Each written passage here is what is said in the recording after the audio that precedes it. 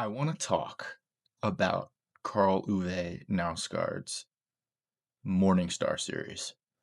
Now, started off with a book called The Morning Star, very literary, very character driven. And the book itself moves at a snail's pace. It's very long. The second book is also 800 something pages long. And the third book is not as long. I'm midway through it. But the thing that inspires me is that it's got all the things that I love. It takes a long time to figure out what the heck is going on. And spoiler alert, basically, this star appears in the sky. And people go, oh, must be a supernova, must be a this, must be a that. But really, you never pay as much attention to it as you should. And it both serves as a source of tension to drive the reader forward, as well as just, I love it when I have no idea what's going on in a book. And then again, spoiler alert, stop if you want to read the whole thing.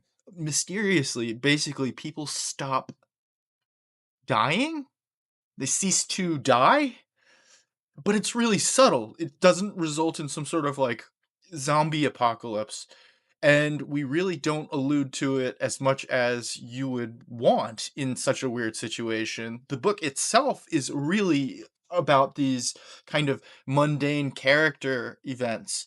And I say mundane in the way that it's meant best in the literary sense, where nothing is happening and everything is happening.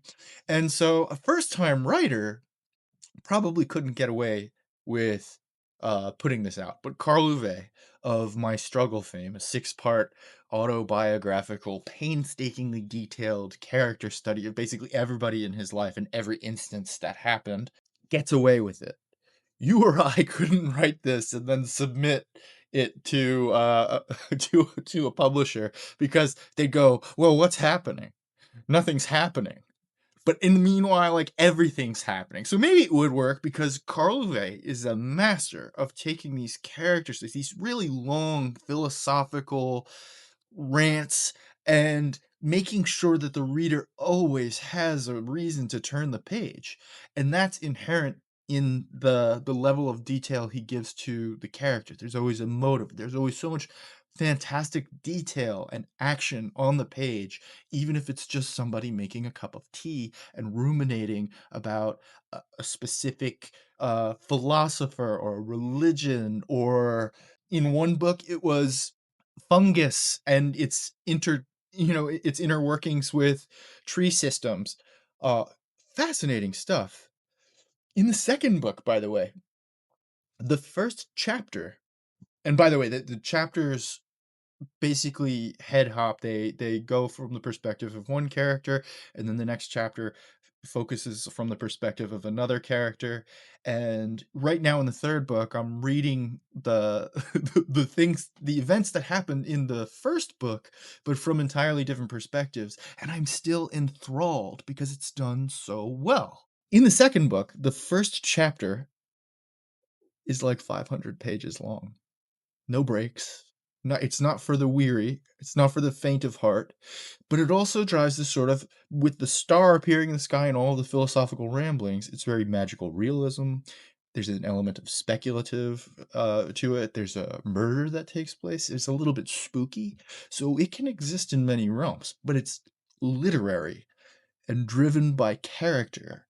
The other stranger events, which I love, are almost incidental to what drives the plot forward.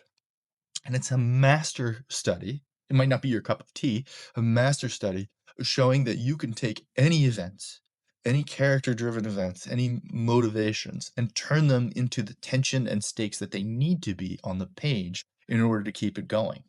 And I highly recommend reading these books, even if I have spoiled it for you now at this point. Uh, Trust me, it really doesn't, because I'm, again, two-thirds through the third book and still in this odd sense of, how do I keep turning these pages and finding out more about these characters and wanting to know more about this overarching weird thing, and yet nobody's addressing it. And I can't wait to read the next book after this.